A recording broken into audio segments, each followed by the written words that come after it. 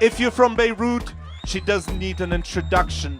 If you're not from Beirut, you're gonna be introduced now to one of the finest DJs of this city. So everyone, a warm applause for DJ Tala, live from the Boiler Room in Beirut. Enjoy!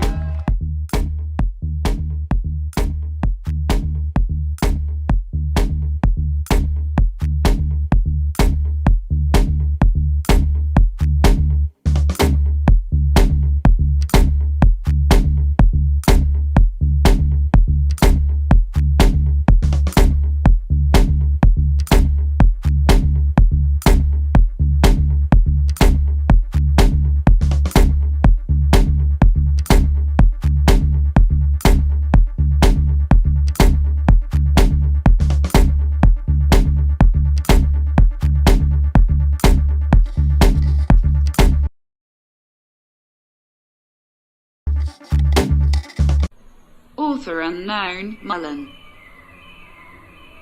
Coleridge focused mainly on imagination as the key to poetry.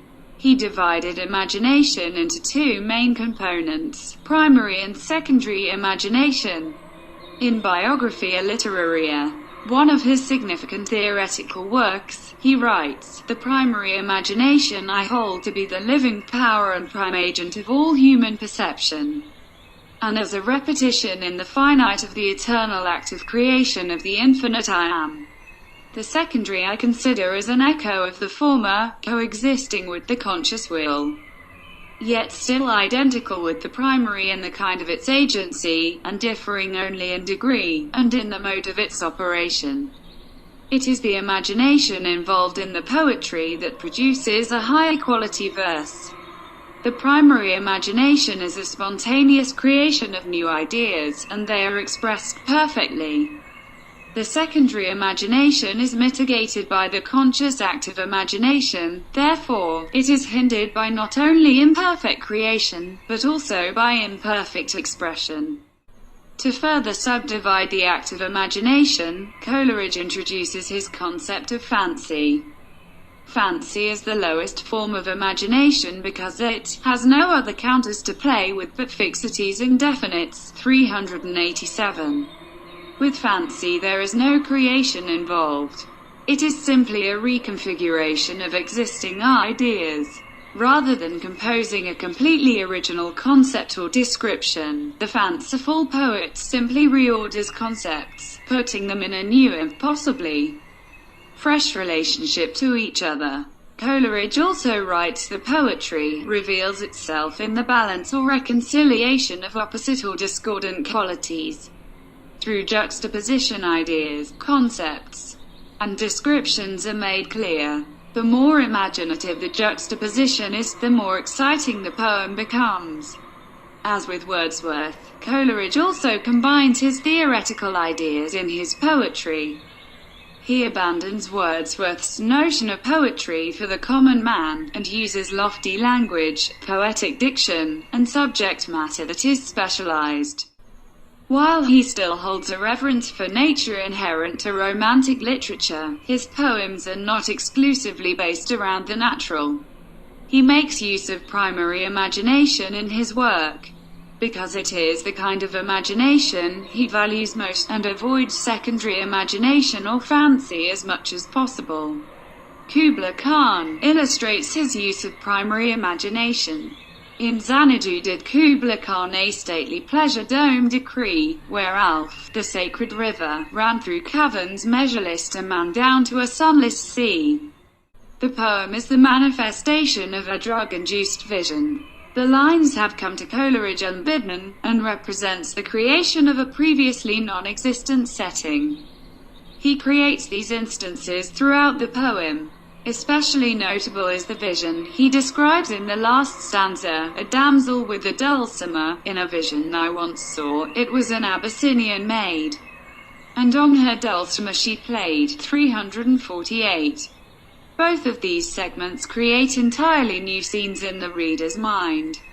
Coleridge also uses highly imaginative images to create juxtaposition in the poem.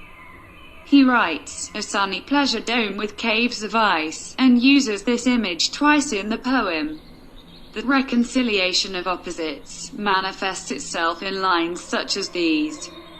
The adjective sunny implies warmth, while ice is cold.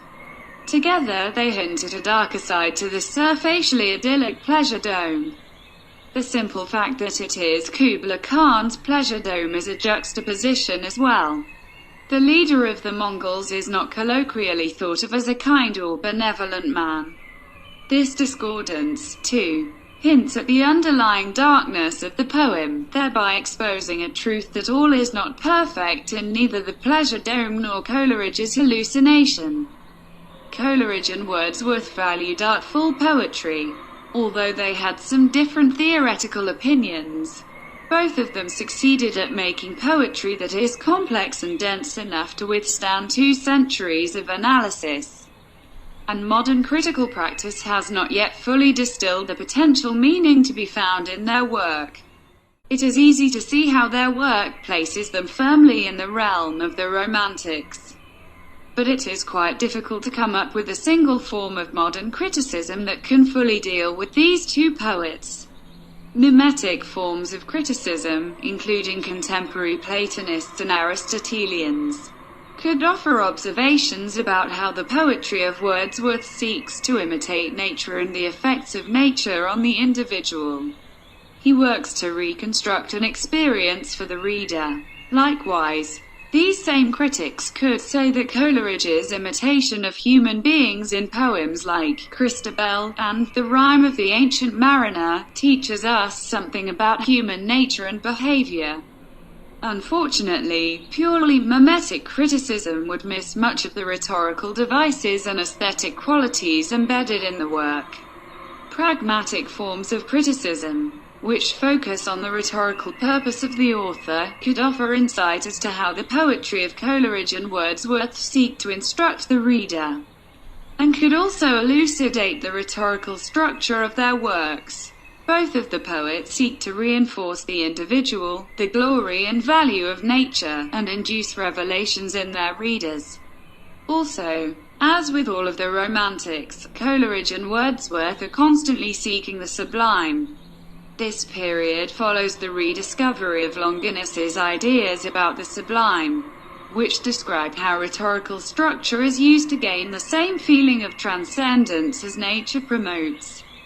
The work of Coleridge and Wordsworth is also rhetorically constructed to express their critical theories, which a pragmatic reading of the text would pick up. The expressive forms of criticism could offer valuable insights into the poems of Coleridge and Wordsworth by focusing on the texts as products of the poets. Certainly, forms of psychoanalytical criticism would have much to say about Wordsworth's constant overflow of emotion and Coleridge's chemically altered imagination. Objective critics like the new critics and formalists could shed light on the synergy created by the interaction of the various parts of Coleridge and Wordsworth's poems. In Biographia Literaria, Coleridge wrote that a poem must be a cohesive unit, with every part working together to build into a whole. Both poets pay close attention to form and diction in their work, and create poems that are independent units of thought. Especially the work of Wordsworth seems to precipitate Marxist criticism, which could provide insight about the elements of class in his poems, and could also discuss the connection between form and content in the poetry. Postmodern critics would especially enjoy looking at the fierce individuality of Coleridge and Wordsworth, who each create their own micro-narrative of the world while rejecting the meta-narratives of their time. The complexity of Wordsworth and Coleridge's theoretical ideas leads to the complexity of their poetry. It is impossible to name one form of criticism that could sum them up entirely, because ultimately they are working with a large number of weighty concepts. This is why their poetry is still read and analyzed. Since Aristotle claimed in his Poetics that the complexity of a work is directly proportional to the greatness of the work, we have sought out literature that withstands multiple intense readings. Because we can look at the poems of Coleridge and Wordsworth in a large variety of ways, we are constantly finding new meaning, which gives the poetry a rereadability not found in lesser work. Rereadability is the hallmark of good literature and of the sublime. Coleridge and Wordsworth knew this, and they wrote toward that goal.